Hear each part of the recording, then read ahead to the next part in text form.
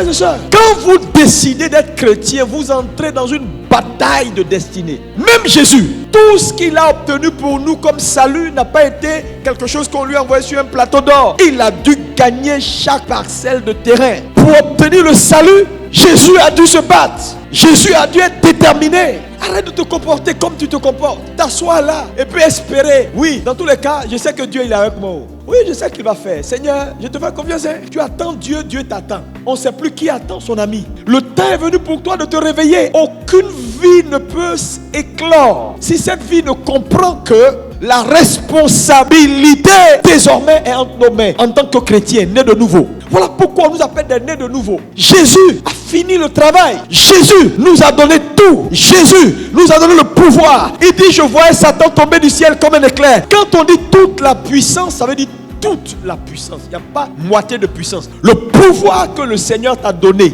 contrôle et a la capacité de soumettre toute la puissance de l'ennemi. Frère, si tu échoues, c'est ta responsabilité. Il y a deux éléments importants auxquels tu vas faire face dans la vie. Tu vas faire face au temps et au changement.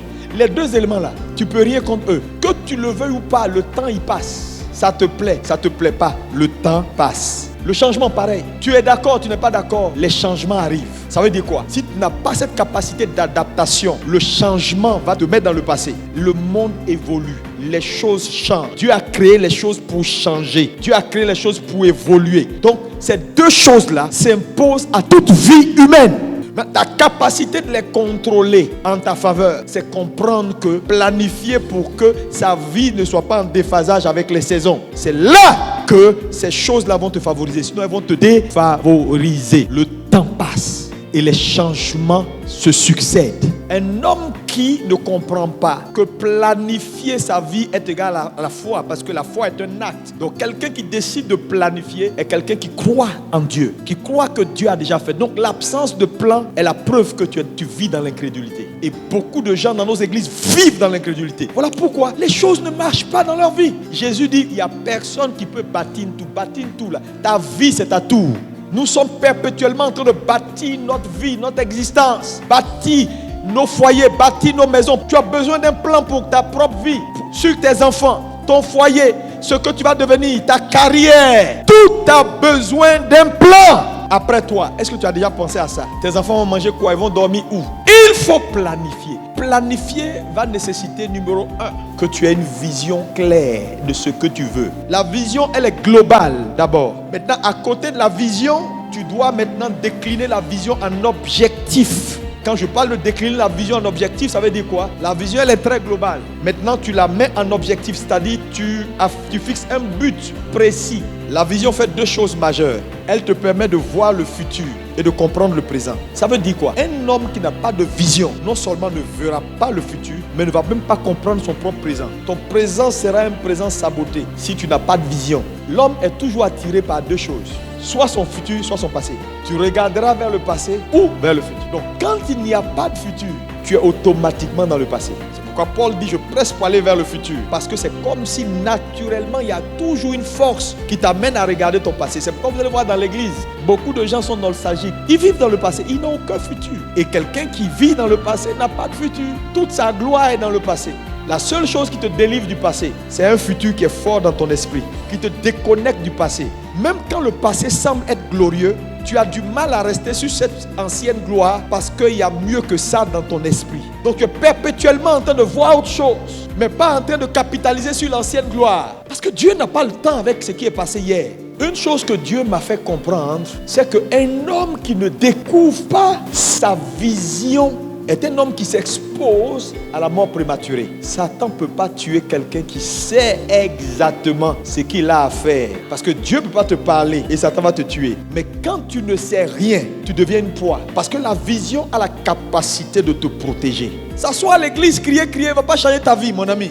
Tout ce qu'on fait ici, là, Dieu va tenter de te parler, de te donner une direction. Parce que frère, Dieu est perpétuellement en train de réaliser ses plans. Et nous sommes les agents de réalisation de ses plans. Voilà le seul business que le Seigneur fait en ce moment. Il est perpétuellement en train de réaliser ses plans. Parce que bientôt c'est la fin. Et chaque personne qui se rend disponible pour être un acteur efficace de l'accomplissement de son plan, en même temps qu'il accomplit son dessein en lui, il accomplit le plan de Dieu, parce que le plan de Dieu, ta destinée est toujours attachée à une partie du plan de Dieu de façon globale.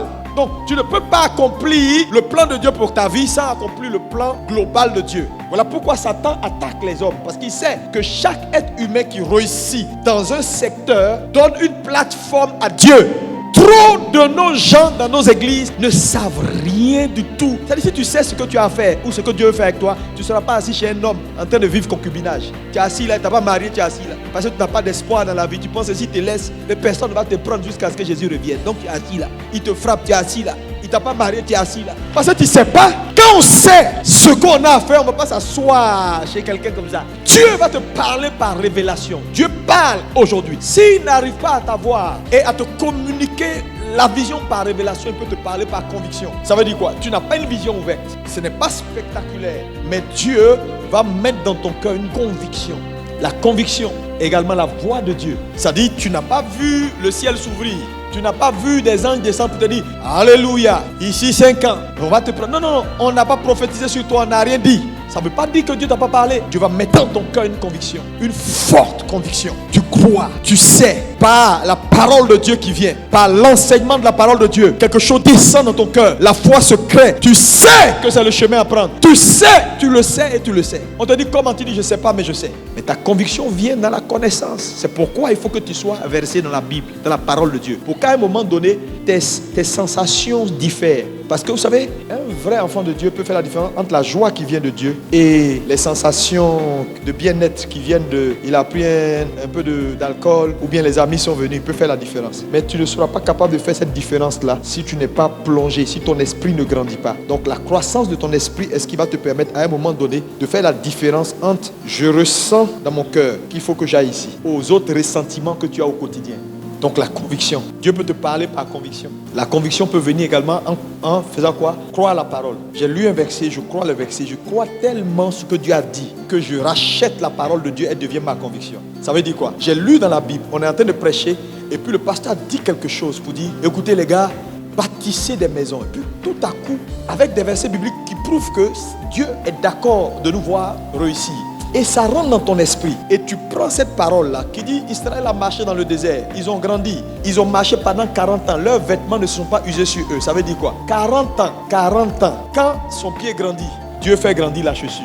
Quand il grossit, Dieu fait grossir l'habit. C'est-à-dire Dieu a maintenu sur eux le même vêtement. Donc Dieu est capable. Et il dit, quand vous habiterez et vous bâtirez de belles maisons, souvenez-vous de l'Éternel. Donc ça veut dire quoi? Dieu s'attend à ce qu'on bâtisse et habite de belles maisons. Il dit quand. Le mot quand veut dire Dieu s'attend. Quand vous bâtirez et habiterez de belles maisons, souvenez-vous de l'Éternel votre Dieu, car c'est lui qui vous donnera de la force éventuellement pour acquérir des richesses. Donc ça veut dire quoi? Dieu s'attend à ce qu'on soit dans de belles maisons, qu'on habite de belles maisons. Ce n'est pas contre la volonté de Dieu. Et par exemple, on dit une telle parole, ça rentre dans ton cœur. Tu crois la parole. Tu crois tellement la parole que ça entre dans ton cœur. Ça devient une conviction que tu as. Et sur cette conviction-là maintenant, tu bâtis un plan. Donc Dieu parle également par conviction. Parce que pendant qu'on parle, il y a des gens qui ne croient pas ce que je suis en train de dire, qui ne croient pas du tout, qui croient dans leur tête qu'on va venir à l'église un dimanche. On va dire lever les mains, le Saint-Esprit est là. Et puis le feu va tomber sur eux. Et puis ils vont tomber. Et puis quelque chose va les secouer. Et puis à partir de là, leur vie a basculé. Et puis les miracles vont commencer. Il y en a qui croient ça.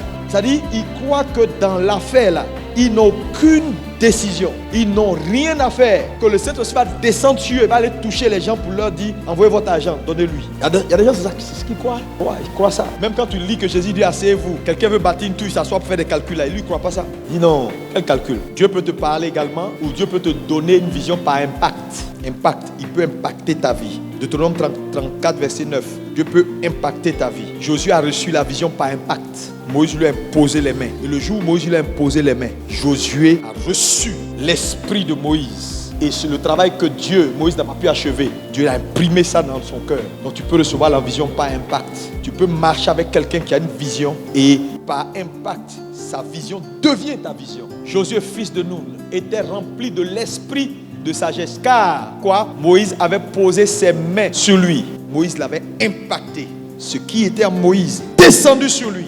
Tu peux marcher avec quelqu'un qui a une vision d'évangélisation. Toi, ce n'était pas ta vision. Mais à force d'être impacté par lui, tu reçois dans ton esprit cette vision d'évangélisation et tu en fais ta vision. Pas parce que tu as substitué une vision, non. Dieu communique à chacun une vision par ces 3 voies-là. Certains, c'est le surnaturel seul qui peut leur permettre de croire qu'ils ont reçu quelque chose. Dieu va tenter de passer par là. D'autres, ils ont grandi jusqu'à un certain niveau. Ils ont juste besoin de croire à la parole et développer une conviction par rapport à ce que Dieu a dit. Si Dieu l'a dit, c'est possible. Donc, ils rachètent ce que Dieu a dit, ça devient pour lui. Et Dieu est d'accord. D'autres, ils suivent, ils observent. Et par observation, par suivisme, ce qui était la vision de leur leader ou de quelqu'un qu'ils ont côtoyé, leur est impacté. Dans tous les cas de figure de ces 3 cas-là, Dieu peut te communiquer quelque chose.